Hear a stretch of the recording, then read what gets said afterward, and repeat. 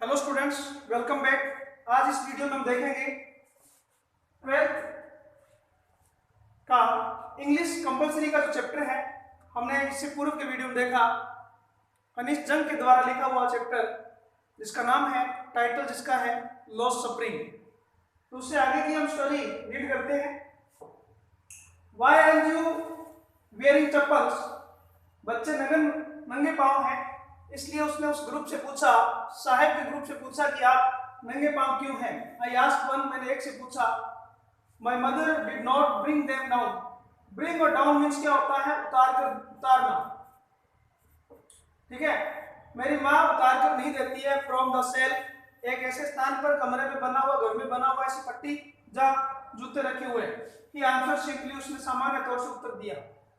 Even if she did, दूसरे ने कहा कि यदि मेरी माँ ऐसा करती है, उतार के देती है, I will throw them off, मैं उन्हें फेंक दूंगा, थ्रो ऑफ कर दूंगा। Adds another who is wearing shoes, दूसरे बच्चे ने कहा जो शूज पहने हुए हैं। दे डू नॉट मैच, लेकिन उसके जूते जो है मैच नहीं करते हैं, मतलब दोनों अलग अलग पैर के हैं, किसी कचरे के ढेर में उसे अलग अलग जूते मिले हैं। When I comment on it, जब मैंने उससे पूछा, कमेंट किया कि भी आपने ऐसे क्यों पहने हैं, he shuffles his feet, shuffles होता है आगे पीछे सरकाना या सरसराट करना, अपने पैरों को छुपाने की कोशिश की उसने, शर्मिंदगी महसूस करते हुए। एंड says nothing, और कहा कुछ नहीं उस बच्चे ने। I want shoes, लेकिन एक बच्चे ने कहा मुझे जूते चाहिए। says the third boy, तीसरे बच्चे ने कहा who,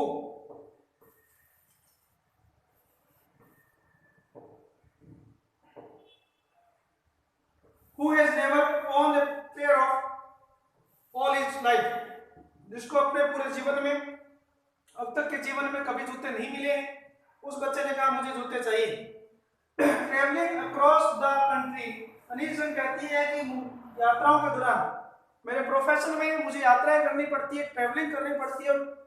through the travelling across the country I have seen children walking bare feet या बेयरफुट। बेयरफुट होता है, वेयर मीन्स होता है नगर। मैंने बच्चों को नंगे पांव फिरते हुए देखा है, सिटीज में देखा है, ऑन विलेज रोड्स में देखा है, गलियों में, गांव की गलियों में भी देखा है। It is not lack of money, lack means कमी, इसका मतलब ये नहीं है। जब मैंने कईयों से पूछा तो लोगों ने कहा कि ये पैसों की कमी की वजह से हम नंगे नहीं घूमते हैं, बट ट्रेडिशन, ट्रेडिशन मीन्स होता है परंपरा, हम इसलिए नंगे पांव घूमते हैं, ये हमारी परंपरा है। टू स्टे बेयरफुट, कि हम बेयरफुट रहते हैं। इस वन एक्सप्लेनेशन, ये बात किसी से पूछी जाए तो उनमें से कोई भी ये एक्सप्लेनेशन देगा, एक्सप्लेन करेगा और व्याख्या करेगा। आई वंडर, मुझे आश्चर्य होता है। ये देखिए पिक देख सकते हैं हम, जिसमें बच्चे हैं, नंगे पांव हैं और एक बैग लेकर के जिसमें कचरा इन्होंने चुना है, और ये बड़े बड़े शहरों में ये घूमते हैं। ठीक है, ये बिल्डिंग जो है शहरों का सिंबल है। तो हम आगे देखेंगे।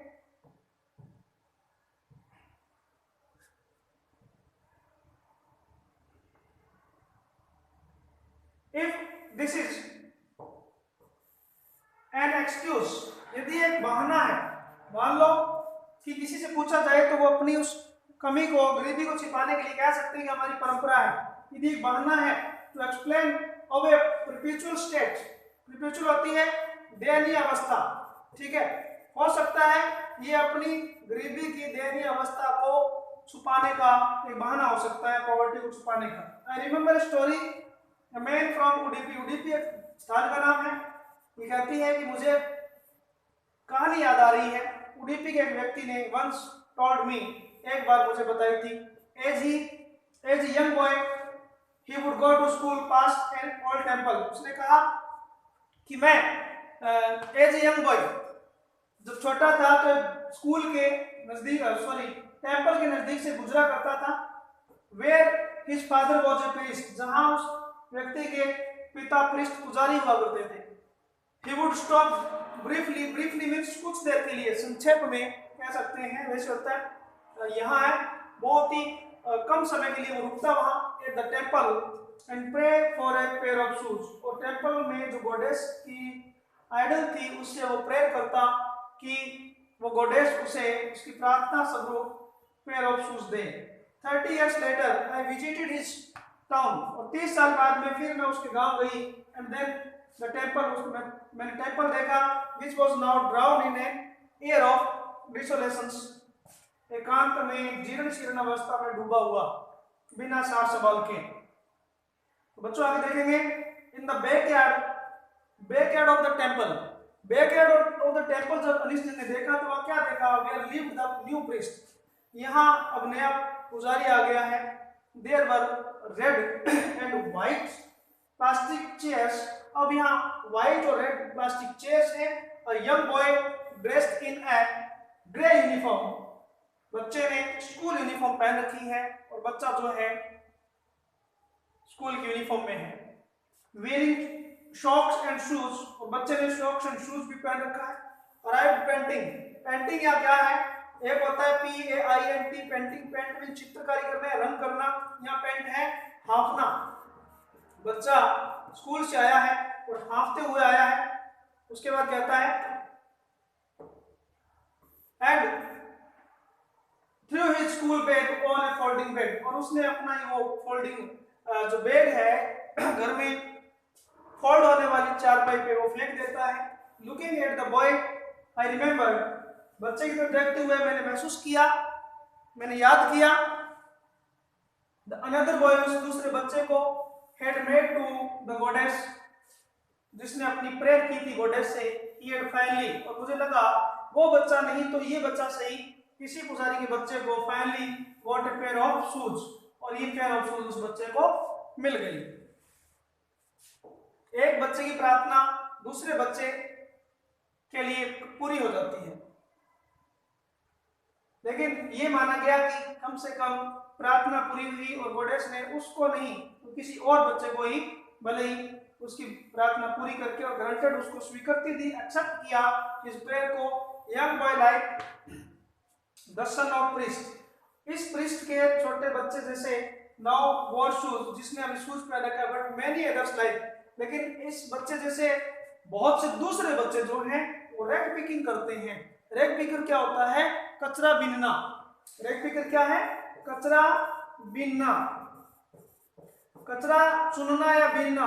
ढेर के अंदर ये क्या करते हैं, कचरे के ढेर में से कुछ चीजें ढूंढने की कोशिश करते हैं जो किसी आयरन स्टोर पर, कबाड़ की दुकान पर बिक सके और बदले में पैसा मिल सके। My acquaintances rag pickers in my neighborhood remain shoeless, remain रहना, बने रहना shoeless। मेरे पड़ोस में मैं देखती हूँ अक्सर कि ऐसे बच्चे जो हैं बिना शूज के रहते हैं। और इसके बाद ये कहती है कि my acquaintance with,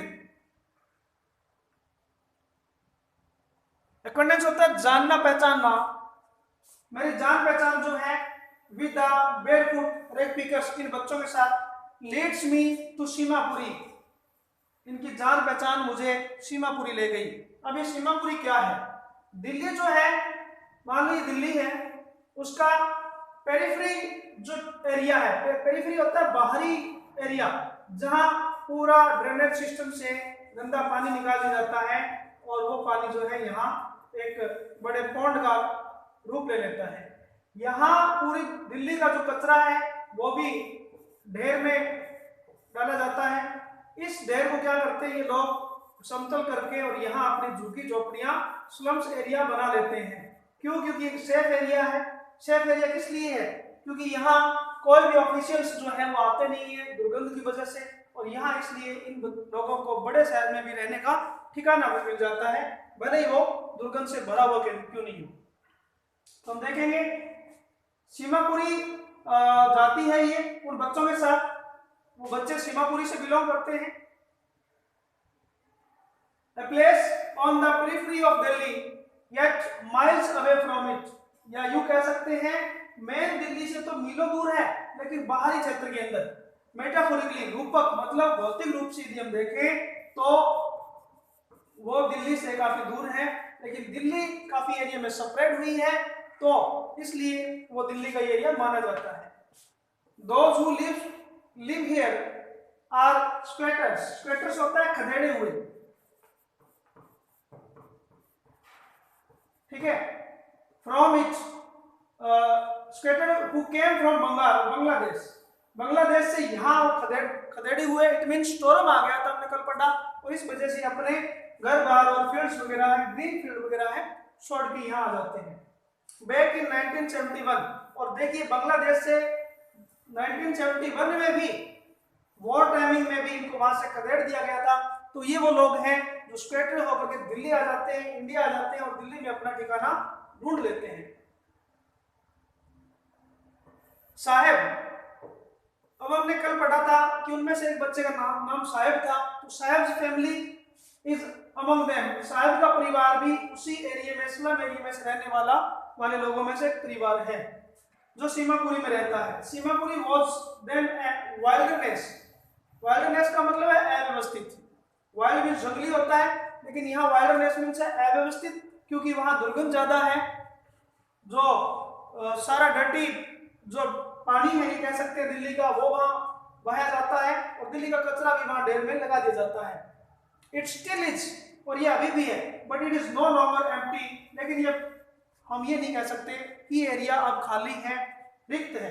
क्यों? क्योंकि यहाँ जो है स्ट्रक्चर्स, ढांचे बन चुके हैं, ढांचे बन चुके हैं किस चीज के?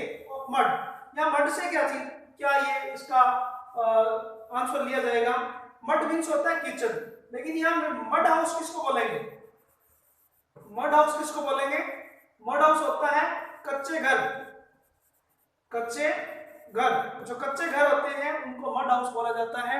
तो यहाँ मड स्ट्रक्चर्स बना दिए गए हैं विद रूफ्स टिन, और ये अस्थायी घर है, इसलिए टिन, टिन का मतलब आयरन की जो शेड होती है टिन की, उससे इन पर छत लगा दी गई है। और बारिश से बचने के लिए टेरपोलिन लगा दिया गया है। ये टेरपोलिन क्या है? टेरपोलिन जिसे हम आम भाषा में तिरपाल बोलते हैं, वही ट्रिपोलिन है, ओरिजिनलिटी में ट्रिपोलिन है, और ये तिरपाल भी अपभ्रंश होकर के ट्रिपोलिन से तिरपाल बोला जाने लग गया, लेकिन इसका जो एक्चुअल वर्ड है वो टेरपोलिन है। ओके, ऐसा एक प्रोटेक्टेड कवर जो वाटर को नीचे आने से रोकता है। डिवर्ड ऑफ सेवेज, और ये यहाँ टेरपोलिन से बने हुए अलग अलग सेवेज, कचरे में बने हुए, और जो ड्रेनेज सिस्टम में बने हुए, पानी की जो निकासी है, गंदे पानी की निकासी है, वहां बने हुए रनिंग वाटर, इधर उधर हम वहां पानी भी देख सकते हैं दिल्ली का जो बहाया हुआ है।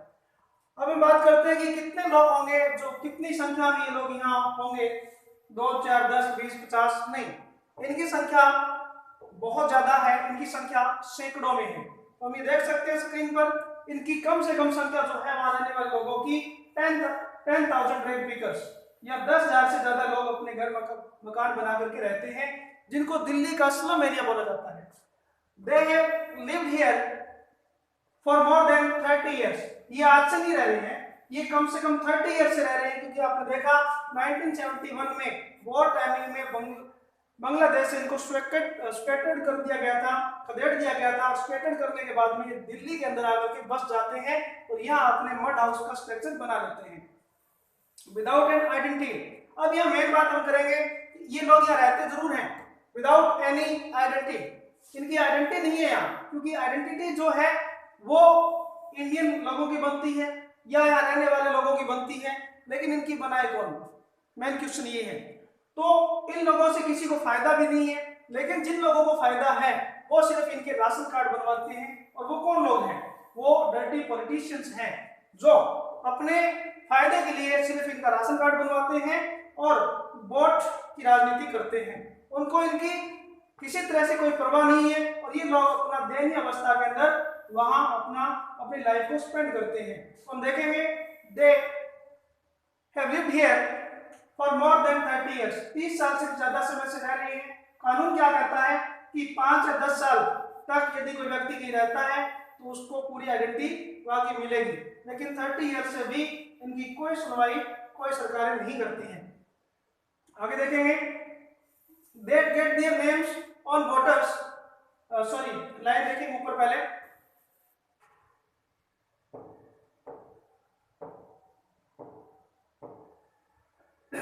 Thirty years without an identity, without permits, क्योंकि इनके पास यहाँ रहने की कोई बोनाफाइड कार्ड्स नहीं है, बोनाफाइड कोई लेटर नहीं है, लाइसेंस नहीं है, बट विद राशन कार्ड, सिर्फ इनका राशन कार्ड जारी कर दिया गया। इनसे दो चीज होती है, that get their names on voters, इससे एक तो वोटर लिस्ट में इनका नाम आ गया और बदले में क्या मिल गया, इनेबल मींस योग्य बनाना, ये राशन कार्ड किसके योग्य बना देते हैं, देम टू बाय ग्रेन्स, जिससे ये सस्ता अनाज खरीद सकें।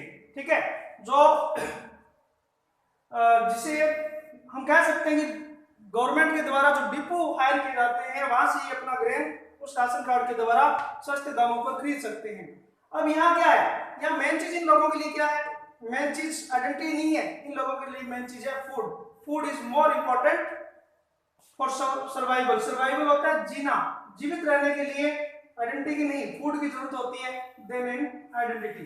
तो यहाँ तक हमने इसमें देखा और नेक्स्ट जो है हम पढ़ेंगे नेक्स्ट वीडियो में। Thank you.